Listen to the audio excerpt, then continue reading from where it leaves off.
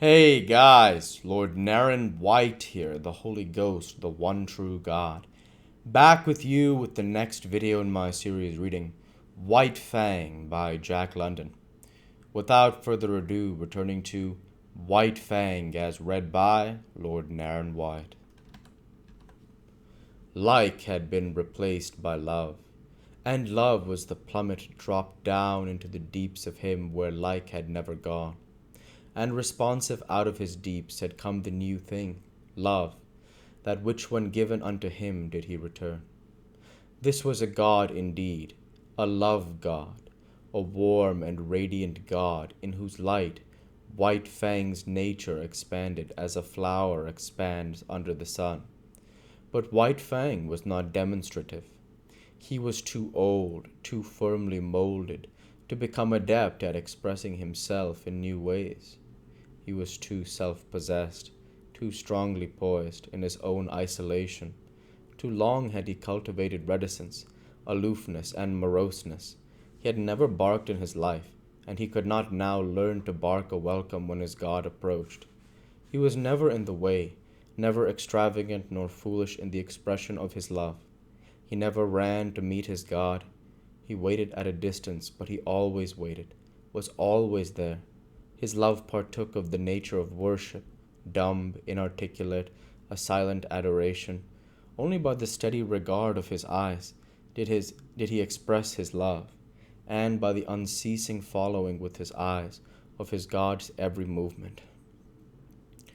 Also, at times, when his God looked at him and spoke to him, he betrayed an awkward self-consciousness caused by the struggle of his love to express itself and his physical inability to express it. He learned to adjust himself in many ways to his new mode of life. It was borne in upon him that he must let his master's dogs alone. Yet his dominant nature asserted itself, and he had first to thrash them into an acknowledgment of his superiority and leadership. This accomplished, he had little trouble with them. They gave trail to him when he came and went or walked among them, and when he asserted his will they obeyed. In the same way he came to tolerate Matt as a possession of his master. His master rarely fed him. Matt did that. It was his business. Yet White Fang divined that it was his master's food he ate, and that it was his master who thus fed him vicariously. Matt it was who tried to put him into the harness and make him haul sled with the other dogs. But Matt failed. It was not until Weedon Scott put the harness on White Fang and worked him that he understood. He took it as his master's will, that Matt should drive him and work him just as he drove and worked his master's other dogs. Different from the Mackenzie toboggans were the Klondike sleds with runners under them, and different was the method of driving the dogs. There was no fan formation of the team. The dogs worked in single file, one behind another, hauling on double traces, and here, in the Klondike, the leader was indeed the leader. The wisest as well as strongest dog was the leader, and the team obeyed him and feared him. That White Fang should quickly gain this post was inevitable. He could not be satisfied with less, as Matt learned after much inconvenience and trouble. White Fang picked out the post for himself, and Matt backed his judgment with strong language after the experiment had been tried. But though he worked in the sled in the day, White Fang did not forego the guarding of his master's property in the night. Thus he was on duty all the time, ever vigilant and faithful, the most valuable of all the dogs. "Makin' free to spit out what's in me," Matt said one day. "I beg to state that you was a wise guy, all right, when you paid the price you did for that dog. You clean swindled Beauty Smith on top of pushing his face in with your fist." A recrudescence of anger glinted in Weedon Scott's gray eyes, and he muttered savagely, "The beast!" In the late spring, a great trouble came to White Fang. Without warning, the love master disappeared. There had been warning, but White Fang was unversed in such things, and did not understand the packing of a grip. He remembered afterwards that his packing had preceded the master's disappearance, But at the time he suspected nothing. That night he waited for the master to return. At midnight, the chill wind that blew drove him to shelter at the rear of the cabin. There he drowsed, only half asleep, his ears keyed for the first sound of the familiar step. But at 2 in the morning, his anxiety drove him out to the cold front stoop, where he crouched and waited. But no master came. In the morning the door opened and Matt stepped outside. White Fang gazed at him wistfully. There was no common speech by which he might learn what he wanted to know. The days came and went, but never the master.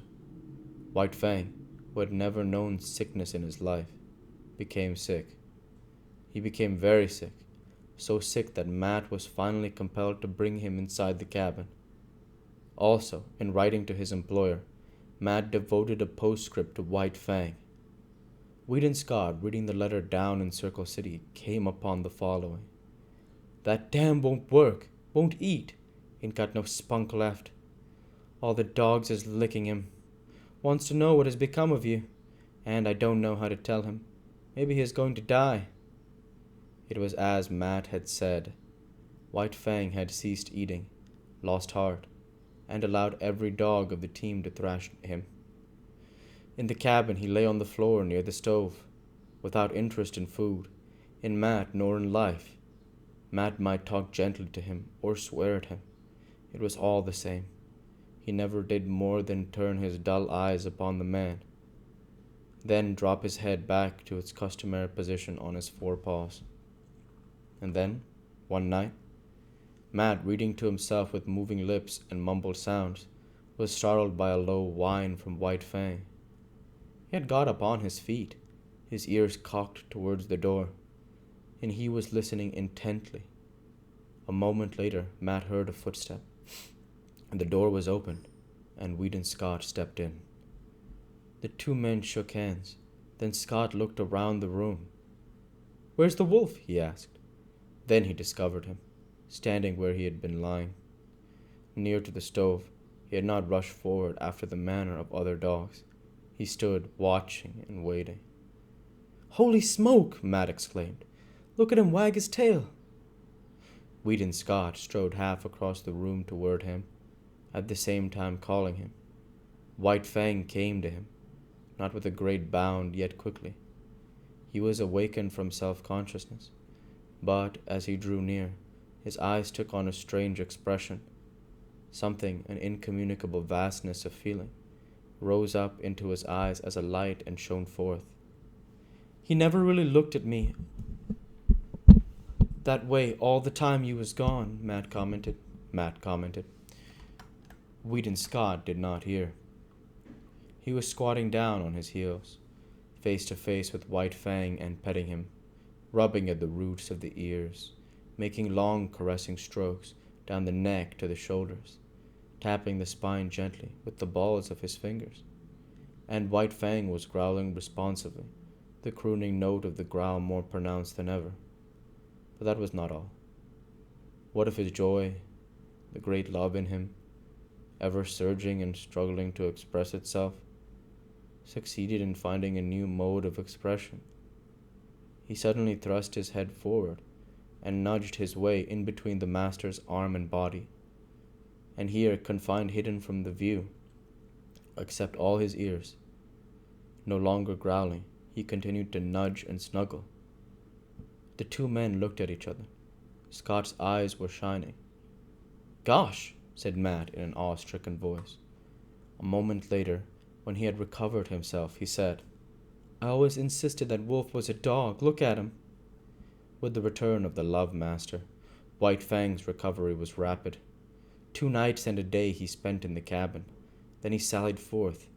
The sled dogs had forgotten his prowess. They remembered only the latest, which was his weakness and sickness. At the sight of him, as he came out of the cabin, they sprang upon him.